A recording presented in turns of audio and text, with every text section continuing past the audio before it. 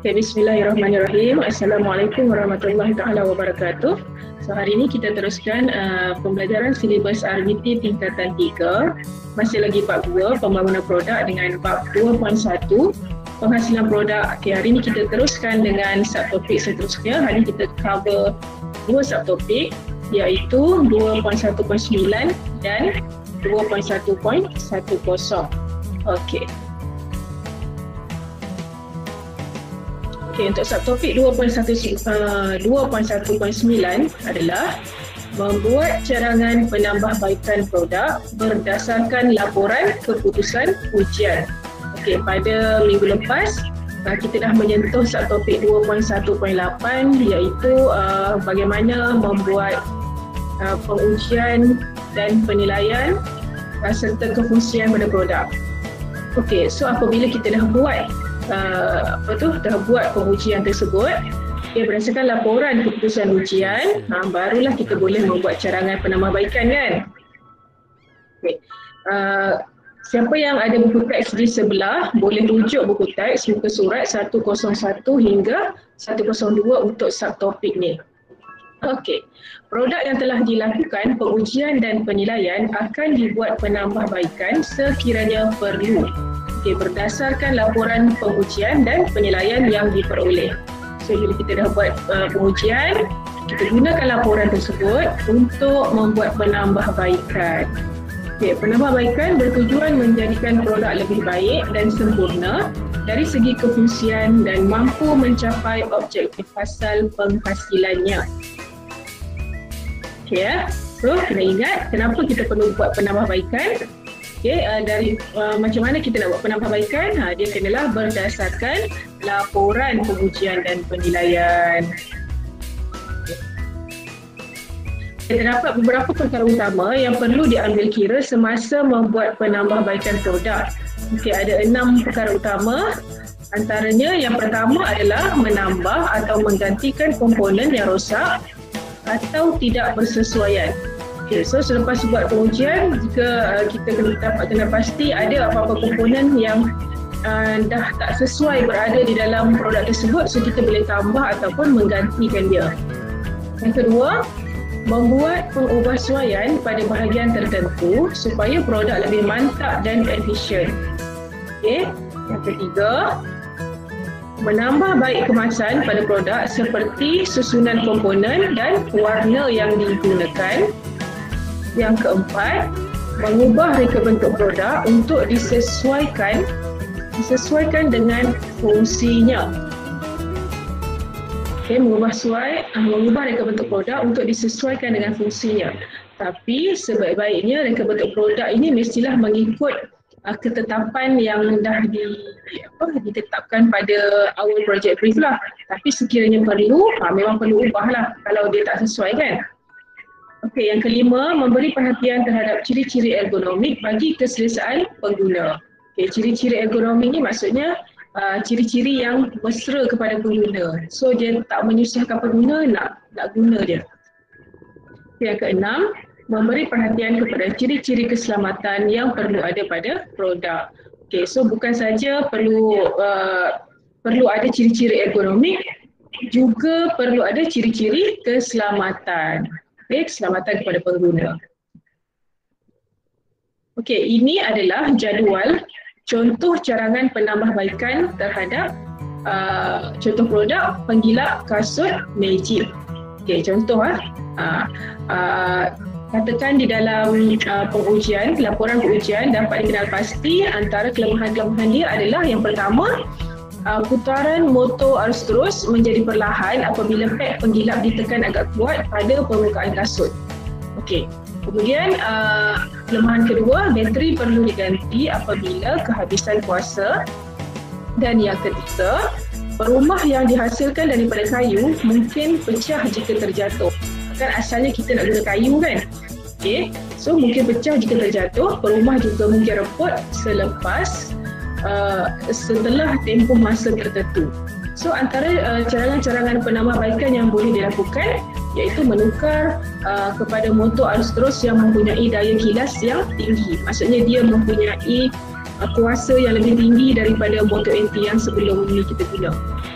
Kemudian kita juga boleh membuat penambahbaikan dengan menggunakan bateri berkuasa tinggi yang boleh dicas semula menggunakan plug 3 pin atau USB. Katakanlah kalau pengguna ni dia memang menggunakan penggilak kasut setiap hari, so memerlukan kuasa bateri yang agak banyak kan. Kalau asyik nak beli je bateri macam tak untung, merugikan. So mungkin kita boleh penjual boleh memasukkan package menjual bateri rechargeable, bateri yang boleh cas semula supaya pelanggan bila bateri dah habis dia boleh cas. Kemudian melengkapkan produk dengan alat pengecas tanpa wire. Mungkin boleh masuk dalam package tu, bila jual penggilak kasut Magic, jual sekali dengan bateri rechargeable dengan dia punya charger sekali. Kemudian carangan penambahbaikan yang ketiga, menggunakan bahan seperti plastik atau fiber untuk menghasilkan perumah yang lebih tahan lasak, ringan, moden dan mempunyai ciri-ciri futuristik. Maksudnya dia nampak canggih, nampak lebih ke masa depan. Ini contoh lakaran carangan penambahbaikan pada PKM ataupun penggilak kasut Magic tadi. Tadi dia kata menggunakan perumah yang diperbuat daripada plastik ataupun fiber. Maksudnya ini dia dah guna kononnya dia dah menukarkan material kayu pada perumah ni kepada plastik lah. Kemudian dia letakkan, ditambah lagi Swiss dan pengawal kelajuan. Sebelum ni tak ada pengawal kelajuan pun. Sekarang ni dia tambah penambahbaikan. Kita boleh pilih kelajuan yang kita nak, sama ada level 1, 2 atau 3. Kemudian dia juga menambah baik dengan menyediakan pengecas bateri. Kemudian ruang motor 80. Motor 80 tadi dia tambahkan kuasa daya kilas yang lebih tinggi kan. So macam itulah. Dan pad penggilap ni sebelum ni kita dah huraikan, dah pernah bincangkan. Pad penggilap ini dia boleh ditukar ganti. Maksudnya bila contohnya dah pakai selama 2 bulan, dan dia dah sedikit haus, dia punya pad penggilap tu, so kita boleh tukar kepada pad penggilap yang baru. So tamat untuk subtopik 2.1.9, iaitu kita buat penambahbaikan. So selepas membuat penambahbaikan, so sepatutnya produk itu sudah ready untuk dijual. Bila dah ready untuk menjual, so peringkat terakhir yang kita perlu buat adalah menyediakan dokumentasi. Iaitu subtopik 2.1.10, menyediakan dokumentasi. Boleh rujuk buku teks muka surat 102 hingga 105. Apakah yang dimaksudkan dengan pendokumentasian? Pendokumentasian ialah satu laporan bertulis yang menghuraikan perincian reka bentuk meliputi maklumat daripada peringkat penjanaan idea sehinggalah ke peringkat mock-up atau model produk dihasilkan. Laporan bertulis ini penting sebagai rujukan pada masa akan datang dan merupakan dokumen yang diperlukan dalam proses pendaftaran paten sesuatu produk. Ingat ya, pendokumentasian ni sangat penting sebab dia boleh dijadikan rujukan bila kita nak repeat balik mencipta produk tersebut. Contohnya pada awal kita buat 1 unit dulu, kemudian kita doublekan sebagai 100 unit, and then bila kita nak tambah lagi produk, ini adalah pendokumentasian ni lah kita gunakan sebagai rujukan. Dan dokumen ni juga penting untuk melakukan proses pendaftaran paten. Pendaftaran paten ni maksudnya kita nak mendaftarkan kita punya hak cipta terpelihara. Contoh apa yang akan jadi kalau kita tak mendaftarkan paten. Baru-baru ni ada satu video, tak tahu lah viral tak, tapi dia lalu dekat FYP TikTok saya. Seorang pengusaha tudung ni, dia menangis-nangis, sedih sangat sebab dia dah buat R&D ataupun penyelidikan pasal tudung bawal. Dia letakkan magnet lah dekat, maksudnya nak pakai tudung bawal tu tak perlu pakai pin, tapi just klik je magnet dekat bawah dagu ni. So itu dia punya hak cipta dia lah, dia punya ciptaan dia lah. Tapi disebabkan dia tak buat proses pendaftaran paten, kemudian ada pengusaha tudung yang syarikat besar punya curi dia punya paten ni, curi dia punya paten, dan syarikat besar tersebut membuat proses pendaftaran paten, kononnya itu adalah hasil ciptaan mereka, sedangkan itu adalah hasil cipta lelaki yang peniaga kecil yang asal-asal jual tudung bawal magnet tu tadi. Itu boleh berlaku. Memang nampak syarikat besar tu macam tak berhati berut, tapi sebenarnya mereka boleh buat. Sebab mereka dah ikut saluran yang betul. Cuma pengusaha kecil tadi tak ikut saluran yang betul, so paten dia boleh dicuri. Sebab tu pendokumentasian tu, nak kata kat sini, pendokumentasian tu penting supaya kita dengan dokumentasi tu kita boleh buat proses pendaftaran paten ikut saluran yang betul. Cuma dia agak konstil lah, dia bahas sikit.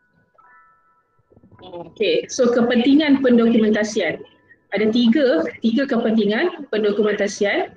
Yang pertama, menjadi bukti rekaan seseorang mereka bentuk. Ini yang saya kata hak cipta terpelihara tu. Mereka bentuk perlu merekodkan semua maklumat carian, kajian dan lakaran perkembangan idea dalam proses mereka bentuk sebagai bukti bahawa reka bentuk produk ialah hasil rekaannya sendiri. Maksudnya orang tak boleh nak copy dia punya rekaan. Kepentingan kedua pula diperlukan untuk memfailkan permohonan paten. Untuk memfailkan permohonan perlindungan paten, mereka bentuk perlu mengemukakan borang permohonan dan dokumentasi lengkap beserta mock-up atau model produk yang telah dihasilkan. Kat mana dah buat permohonan ni?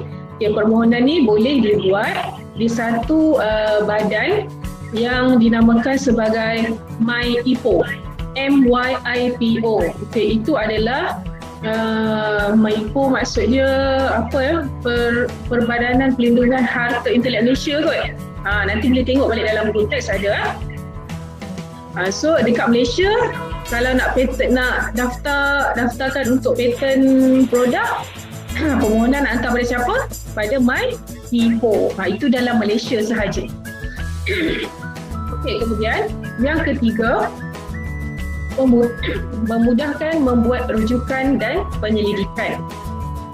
Mereka bentuk yang ingin membuat inovasi atau melakukan penyelidikan dan pembangunan ataupun R&D boleh merujuk maklumat yang terdapat dalam dokumentasi. R&D ni mungkin kalau produk ni dia melibatkan contohnya macam pemakanan, suplemen tambahan ke yang perlukan inovasi ataupun kita nak upgrade semua tu, itu inilah R&D lah. So R&D ni contoh salah satu kenapa dokumentasi penting, sebab kalau kita bercita-cita nak buat R&D.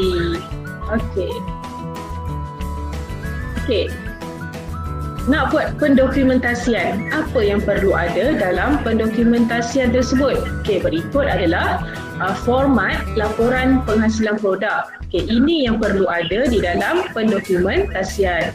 Ada 14 perkara. Perkara yang pertama, muka hadapan. Perkara kedua, abstrak ya. Yang ketiga, pengenalan produk. Pengenalan produk. Yang keempat, penentuan gabungan teknologi. Apa maksud penentuan gabungan teknologi? Dan syarat awal untuk melakukan projek ini, dia mesti menggabungkan sekurang-kurangnya 2 teknologi asas yang pernah dipelajari di dalam subjek RBT.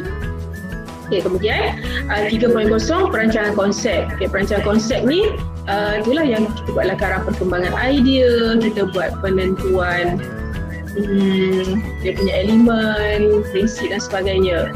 Kemudian 4.0, lakaran akhir. Lakaran akhir ni mesti lakaran yang dah confirm kita nak ikut lah. Kemudian jadual kerja, kena ada pengurusan kewangan, kena ada penghasilan produk, kemudian pengujian dan penilaian, seterusnya carangan penambahbaikan dan penutup. Okey, selepas kita dah ada perkara 1.0 hingga 10.0 ni, di hujung dokumentasi kena ada bibliografi. Okay, bibliografi ni maksudnya rujukan-rujukan sepanjang kita nak buat projek tersebut. Dan akhir sekali adalah lampiran. Lampiran ni mungkin boleh disertakan sekali dengan gambar produk selepas siap. Okey. Tapi kalau kita nak buat permohonan 5 IPO, dia di samping kita kena sediakan dokumentasi ni, bukan sahaja perlu ada gambar tapi perlu ada mock-up ataupun model. Okey, mock-up ataupun model produk tersebut. Okey dah, itu kena submit lah dekat MyIPO. Okey, selepas kita dah buat kita buat tadi format laporan tadi, kemudian kita perlulah membuat persembahan. Bukan persembahan tarian tapi ini lebih kepada presentation. Okey, presentation. Persembahan ini dilakukan di hadapan guru dan rakan-rakan sekelas bertujuan memperkenalkan produk kepada umum dari segi kefungsian, reka bentuk dan keistimewaannya. Okey, reka bentuk juga dapat memperoleh cadangan penambahbaikan daripada rakan-rakan sekelas dan guru bagi memperbaiki kualiti produk yang telah dihasilkan. Okey. So, itu saja kelas untuk hari ini. Sekian, terima kasih. Assalamualaikum warahmatullahi wabarakatuh. Bye.